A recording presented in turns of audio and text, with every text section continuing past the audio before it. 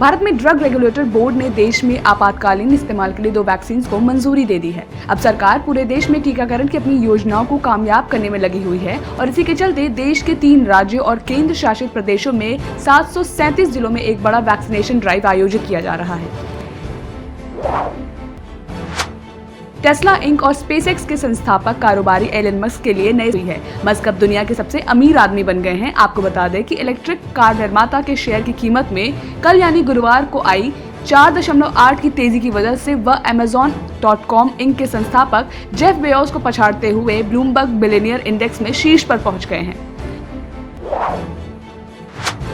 Badaun gangrape case के मुख्य आरोपी और 50,000 के इनामी महंत सत्यनारायण को बीती रात पुलिस ने गिरफ्तार कर लिया है।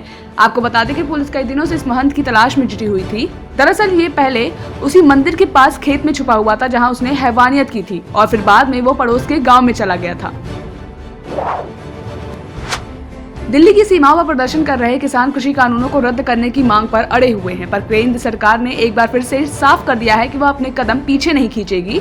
केंद्र और किसानों के बीच होने वाली महत्वपूर्ण वार्ता से एक दिन पहले ही केंद्रीय कृषि मंत्री नरेंद्र सिंह तोमर ने एक बयान जारी करते हुए कहा है कि सरकार 3 नए कृषि कानूनों को वापस लेने के अलावा किसी भी प्रस्ताव पर विचार करने को तैयार है। अमेरिका के मायामी शहर में डॉक्टर ग्रेगरी माइकल की फाइजर की कोरोना वैक्सीन लगवाने की वजह से 16 दिन बाद मौत हो गई है। डॉक्टर ग्रेगरी की पत्नी हेदी नेकलमान ने कहा कि 18 दिसंबर को उनके पति को कोरोना वैक्सीन लगाने से पहले वह पूरी तरह से स्वस्थ और एक्टिव थे। यही नहीं, उन्होंने ये भी कहा कि डॉक्टर को पहले से कोई बीमारी भी नहीं थी। अमेरिका के निवर्तमान राष्ट्रपति डोनाल्ड ट्रंप के समर्थकों के हंगामे के बीच कांग्रेस के दोनों सदनों ने जो बाइडेन और कमला हैरिस की जीत पर अपनी मुहर लगा दी है। अब 20 जनवरी को जो बाइडेन देश के 46वें राष्ट्रपति के तौर पर शपथ लेंगे।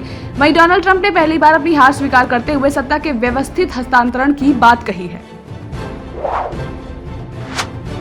अमेरिका की कैपिटल बिल्डिंग में डोनाल्ड ट्रंप के समर्थकों के हिंसक प्रदर्शन में अब तक 4 लोगों की मौत हो चुकी है। इनमें एक पूर्व सैनिक महिला समर्थक भी शामिल हैं। डोनाल्ड ट्रंप की इस पक्की समर्थक ने अपनी मौत के पहले कहा था कि हमें कोई भी ताकत रोक नहीं सकती है। आपको बता दें कि एशली बैबेट नाम की ये समर्थक भीड़ में शामिल और पुलिस की गोली लगने की वजह से उनकी जान चली गई।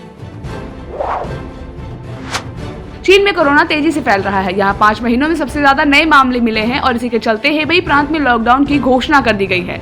वहीं इन सबके बीच ही जापान की राजधानी टोक्यो में भी इमरजेंसी लागू कर दी गई है।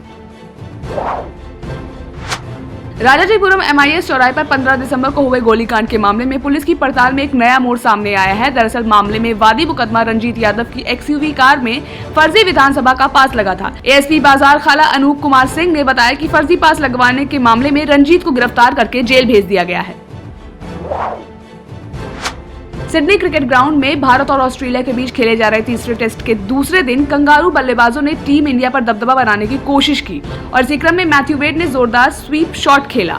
वहीं वेड की दाहिनी तरफ खड़े हनुमा विहारी ने इस तेज गेंद से खुद को बचाने की कोशिश भी की, लेकिन बॉल उनकी दाहिनी टांग से जा टकराई, जिसकी वजह से विहारी चोटिल हो गए और फिजियो को मैदान में बुलाना पड़ा। सब्सक्राइब करें आपका अपना चैनल न्यूज टाइम नेशन और हर खबर सबसे पहले पाने के लिए बेल आइकॉन जरूर दबाएं। और हाँ, खबरें पसंद आ जाएं तो लाइक और शेयर करना ना भूलें।